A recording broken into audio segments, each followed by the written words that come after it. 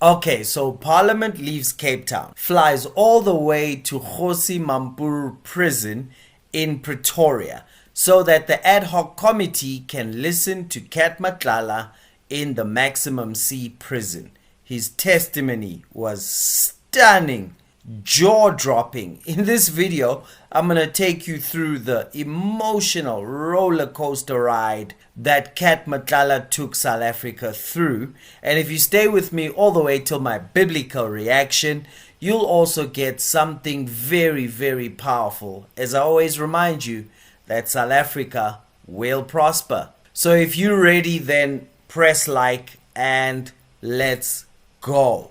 Now, the first thing we got an indication of is just how huge this guy's daily entourage is. So this time you traveled with 200,000. Yes. And did you drive or fly? I drove. You drove? Yes. Were you alone? No. Who accompanied you? My protectors. Your protector? Bodyguards. Your bodyguard? Yes. Yeah. Okay. So just the two of you? Not two, I think there were 14 or 16, I don't remember. 14 or 16? I don't remember, yeah, because it's the 3 security vehicles and 1 VIP car, say, yeah, somewhere. So you were like in a convoy with Yes. several cars and some 14, 16 VIP 14. protectors? I'll say between 12 and 14, yeah. And this only to transport 200,000, or what was the reason why you had such a big entourage or convoy? I always travel with my protectors most of the times, so it's not because that day I had 200,000. What would be the other reason or reasons why you would have so much personal protection around you? I'm a businessman, so I don't want to. There's a lot of crime that is happening out there, so I don't want to be a victim of it. The evidence leader's brain was just short-circuiting at this point. But then Breitenbach gave us a quick rundown of his history like this. But you've had quite a history with the police and criminal activities for some time now, is that correct? With criminal activities? Yes. How? Well, in 2000, you were arrested for possession of suspected stolen property. Matter was withdrawn, you'll recall. In 2000? Yes. That's a long time, yes, but I will say yes here. Yes. Also in 2000, in Silverton, you were arrested for theft out of a motor vehicle. That too was withdrawn. You recall? I don't recall, but I take it. Okay. Also in 2000, you were again theft of a motor vehicle in Brooklyn. That too was withdrawn. You recall? Yes. And in 2001, in Cinderville, you were arrested for burglary at a residential premises. In fact, you were convicted of that. Is that correct? Yes. And what kind of sentence did you get? 4 years. You served it. Yes. 2006, cash in transit, you were acquitted. Yes. 2011, theft of a motor vehicle, was withdrawn. Yes. 2012, house robbery, possession of suspected stolen goods, withdrawn. Yes. 2012, Brooklyn, common assault, withdrawn. Yes. 2012, in Mamelodi, possession of housebreaking equipment, withdrawn. Yes. 2013, in Alberton, house robbery, withdrawn. Yes. 2015, Silverton, carjacking and possession of suspected stolen goods, withdrawn. Yes. 2016, possession of a firearm without a license, impersonation of a police officer, resisting and obstructing or assaulting a police officer, withdrawn. Yes. 2018, attempted murder, withdrawn. Yes. Most people don't rack up this kind of history with the police. I don't know that. You don't know that. Wow, and this guy has a 360 million rands police contract. Then Julius Malema took us down a path we didn't see coming. He humanized the guy. After high school, you didn't proceed to tertiary education? No, I didn't. And then you never worked in any formal employment? Or No, I never had any formal employment. so from high school, that's when you engaged in informal trading? Yes, I will say before even high school, my mother disappeared on me, and then I had to raise myself. I was actually a street kid. So I grew up in the street for a very long time. So I just realized after when I grew up that my mother passed away, but she was an albino. And I heard later that she was raped because there was this myth that if you can rape an albino, and then you can get cured for whatever. Then that thing traumatized her a lot, that she disappeared. And when I found her, she was terminally ill. Then I think it was 2002 when I found her through her friend. It was very late, and then she passed on. But all along, I was street kid. I'm sorry to hear that. Yeah, no, we are sorry to hear that. And Malema moved on to the reputation he has right now. Mokgotsi believes that you are John Wick, and everybody else there believes you are a John Wick in Mamelodi, that you have been killing people in Mamelodi. Yes, I heard that. But what, are you John Wick? No, I'm not. Do you kill people? No. Have you ever been accused of murder before? No, never. So what effort have you taken to save your image from being called a John Wick and being called a dangerous murderer in Mamelodi? What effort have you taken? That thing, I heard it from Matlala Commission, but I was in CMEX, so there's nothing I can do at this moment. My main focus now is to fight to get myself out of this prison, out of this place. No, but you're called John Wick before you came here. No, I don't know about that. You are not called John Wick before you came here. In your detail of 14 security or personal protectors, it's not VIP protection to have such dangerous, the highest form of defense of the country in one unit. How much does that cost? My budget is 2 million. I've got a message. Jerry's mom called me and asked me that I must ask you to return her son, because she believes very strongly that you kidnapped her son. Yes. And she cries in tears because she says she knows you. And she has given you a plate of food to her you are a child. If we were to talk to her now as she's listening, what will you say to her? I will say that they are misleading her. And I think the people who are misleading her are the people who put me here in prison. I will say she's being misled because they know very well that I'm the first person who woke up at night there, and then I was the first person who was looking for Jerry everywhere. So when they say I kidnapped her, it's because maybe of my suggestion that rather let's tell the police the truth. And then they were not comfortable with that. And I said to them, it's either we do that or we never find him, because if we don't give them a clue, then how are we going to know, how the police, are they going to know where he is? So they were emphasizing that we need to save their image, his image. So me and them, we ended up not agreeing on one thing, because even myself, I was tired of looking for someone, but we must lie to the police on the other side. Talk to Jerry's mom. She's listening to you now. She's watching you. Talk to her. Her son has been missing for so long. Yes. And she feels very strongly that you took her son. Jerry's mom is watching. Talk to her. I will say, Mama, you know very well me and your son, we are very, very, very close friends. We've done a lot of things together, traveled together, me and his wife and my wife, and there was nothing that I will do to harm your son. Actually, your son was like a young brother to me. So there are people who are getting between us, trying to convince you that I took your son so that you might think of me as this boogeyman that people paint me to be.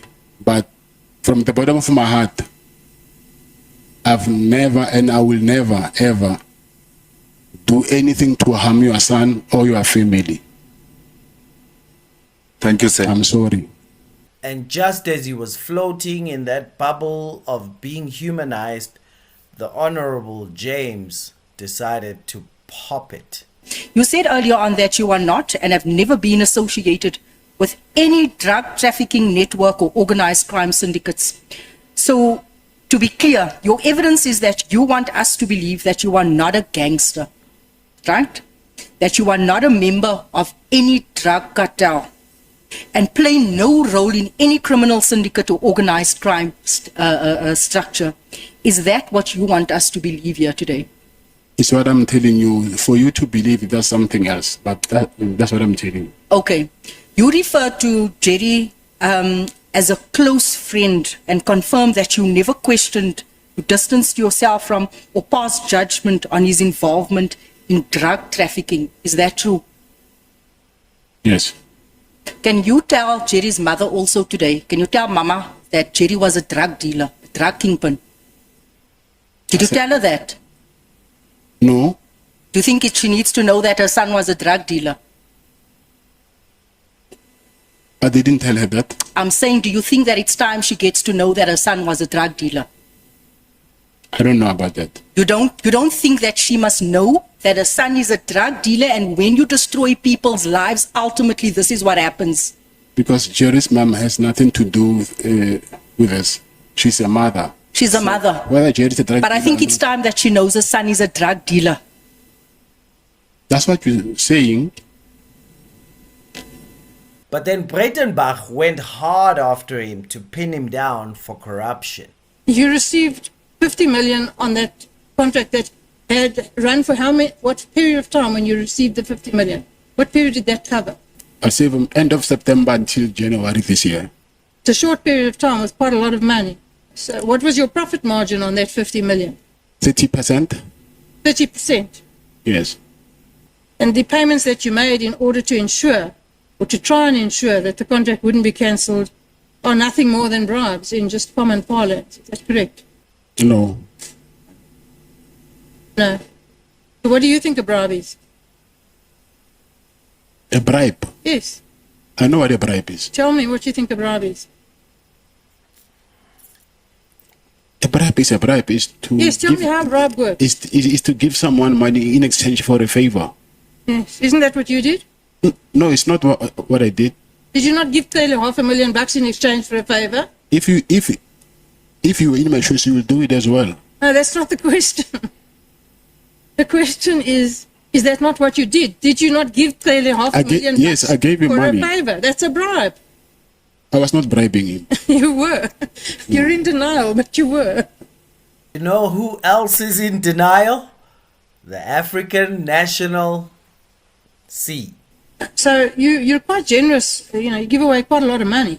You bankrolled Taylor to the tune of $500,000. You bankrolled the ANC's party on the 8th of January. You must surely feel this money. I for the January 8th thing, I think I explained that why I had to give that money. Yeah, I'm not suggesting anything about the reason. I'm saying normal people would feel that money. Nobody just hands out that kind of cash. Even myself, I felt it. To the prejudice of your family, you're just handing out cash to corrupt policemen and the ANC for the birthday party. Can I have a very serious problem with a sentiment or an assertion that says that Mr. Matlala's money was used to bankroll the ANC January 8. Mr. Brown Mohoti cannot and will never be the ANC. So to say the ANC was bankrolled because the money went to Mohoti is simply to reduce the ANC to an individual who had whatever kind of a relationship with Mr. Matlala. And we don't think as the ANC that is a correct appropriation of what we have understood to have been a relationship between Mr. Matlala and Mr. Mohoti. Did Mohoti ask your money in the name of the ANC? Not in the name of the ANC. He asked me money, and then he said he was working with the minister of the police, who is in the ANC. Okay. The point is sustained. No, on a point of order. Mr. Matlala made an allegation that money was sourced to pay for people to go to the January 8th celebration of the ANC. And what the Honorable Bredenbach is doing is testing that evidence. And you cannot restrict her, because we want to arrive perhaps at a conclusion that the money was for Kgosi or was for the ANC. So it can't be that when we are now testing the evidence that was led here, January 8th is of the ANC. People were paid transport, accommodation, and all of that, including buying table in the dinner of the ANC. So we're testing if this money is to benefit of the ANC. So we're now at a point of testing the evidence. We're not at a point where we can say we've now concluded that the money was from Kgosi. It can't be. We're testing that evidence, and the ANC was mentioned in the evidence in chief. Yeah. I think the witness has said it, honorable members. He did not give the ANC money. He gave money to Kgosi, who said he was working with the minister. So the matter can be brought further. For now, it has not been proven that the money was used to bankroll the ANC.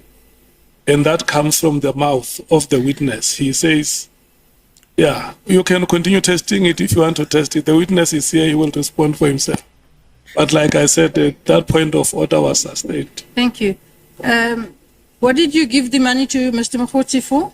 Said he wanted to entertain his friends and book them flights and accommodation. For what? Flights and accommodation. For what? For the To go January 8th celebration. And what is the January the 8th celebration? I think it's the celebration that the ANC hold every year. Thank you. So, but as usual, the chairperson, Soviet Likhanyane, closed it by capturing everything that's been brought out by the Q&A. This matter of Mr. Jerry Bushok, I just want you to explain, what do you mean by the manufacturing of narcotics? Illegal drugs, yes. But I do not know the process, so I don't know how to explain that. He was manufacturing those drugs illegal. Yes. And for how long have you known that, or when did you come to befriend him? I've known him for a very long time, but we just became close. I think now it was 2 or 3 years. But I've known him for a very long time. When did you come to know that he's manufacturing narcotics? He told me. When was it? Is it 2 years ago, 3 years ago? Because maybe 2 years ago. And you lived with that information for the last 2 years? That's true, yes. You have shared that information with anybody? I did. Have you ever shared it with anybody in the authorities of the SAPS? No, I didn't. When General Kele, the former police minister, says, I have been helping you and you are not doing anything, how did you understand his expectation? That he wanted money.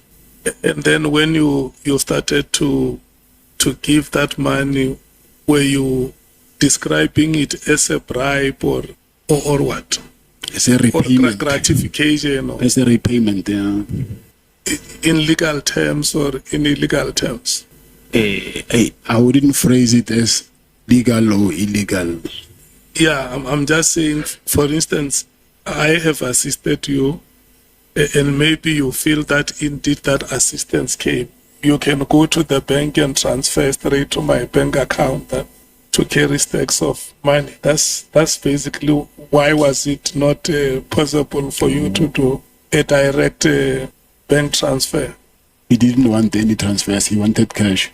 And then what was your understanding within that context when a person doesn't want to be given money in a manner that is traceable? Or did you understand it to be legal or illegal?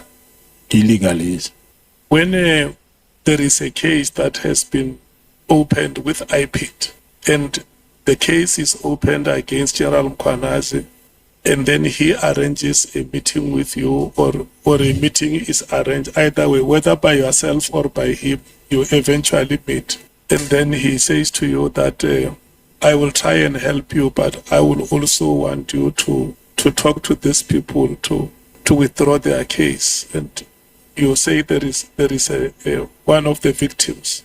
Didn't you understand his action to be interfering with witnesses?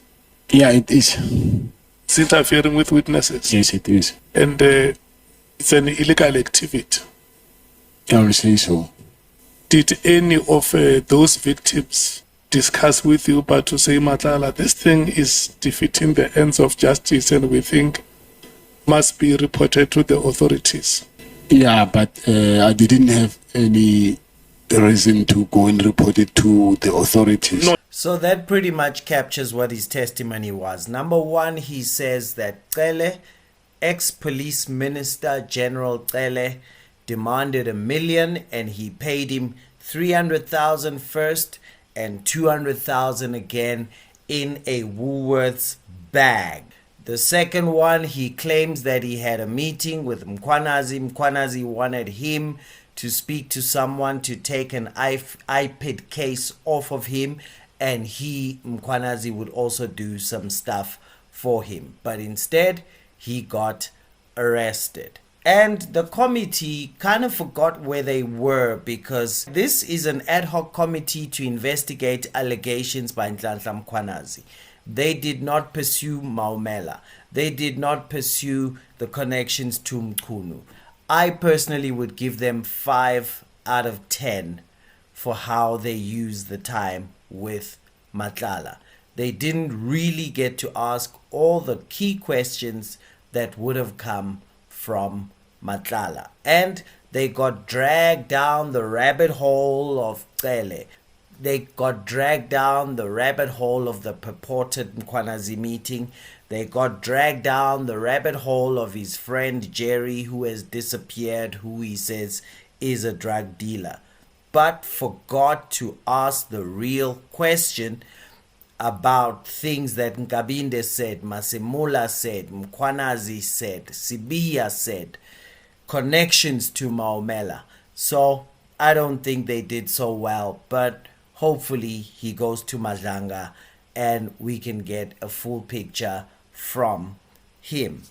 My biblical reaction from Romans 3:10, as it is written, there is none righteous, no, not one. See, neo-Marxist thinking that says that the world is made up of oppressors and oppressed, and therefore we need a revolution to bring equality. The problem with that thinking is this: it assumes that there are angels out there. BEE did not fail because there were some bad people at the top. BEE failed because from the beginning it assumes there will be an angel at the top.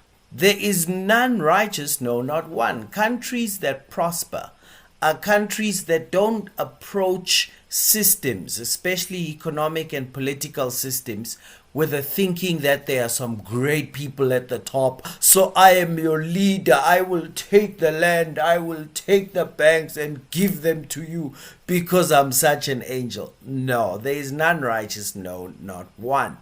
Now, countries that prosper and do well are the ones that understand this, that there's none righteous, no, not one. It's funny for me watching the ANC grilling Matlala as if something new and evil has happened. Cat Matlala is the most logical thing to happen with ANC policy. In fact, this is what I'm saying. The ANC built a ghost house and then go in to shout at the monster in the house they have built. See, because all the policy that comes with revolutionaries, with comrades, assumes that at some point there'll be a good person at the top. that person at the top is going to take everything, take the economy and give it to the people. It's not going to happen because you assume that somehow you're going to find an angel at the top. You hear people going on about BE, they're like, yeah, if only we found patriotic capital. That is so naive and childish. There's no such a thing as patriotic capital. There's only one type of capital. Capital. And what does it do? It tries to grow. But you set it up so that while he's doing that, he'll end up employing others, training others, teaching others, empowering others. Good. I'm not relying on Bonsai being such a patriot and such a lovely guy who cares about the world. Although I do, but you can't set up systems like that. So, a country prospers because it has systems that work when people don't. Cat Matlala is nothing weird. Cat Matlala is what you produce when you live under this transformation, social justice mindset that somehow you're going to have someone on top of a system who's going to do right and bring economic justice and social justice. How do you know they're so good? Well, they showed me they're good when they were saying, oh, inequality is so horrible. Please, nigga, please. If we put you in charge of it, you're going to take care of yourself and your family. And if you keep it going longer, if you don't believe me, check history. It's going to lead you to people killing people for tenders now and things just going bad because there's none righteous, no, not one. That's not necessarily bad news. That's good news for a country that understands systems that go with it. So listen. Don't listen to people who use apartheid to pretend they are so perfect, so pure, so righteous. No. Who do you know in the ANC that's not a criminal? That's not because some people went rogue. That's not because some people took a good intention and messed it. It wasn't a good intention. It was a silly intention that assumes all people are generally good. No. There's none righteous. No, not one. Now that doesn't mean let's throw our towels and go, oh, it's so bad. No, you set up systems that benefit from this understanding. That's why I always remind you, no man can serve two masters because either he'll love the one and hate the other, or he'll despise the one and honor the other. You cannot serve God and Karl Marx because God says there's none righteous. No, not one. And this is speaking generally in the world. Karl Marx says blacks are good, whites are bad. God says there's none righteous, no, not one. And don't vote for those who pretend because they cry about apartheid every day, cry about colonialism every day, so they can show you what angels they are. They're lying. There is none righteous, no, not one. So don't fall for it. Let's make history together. Cheers.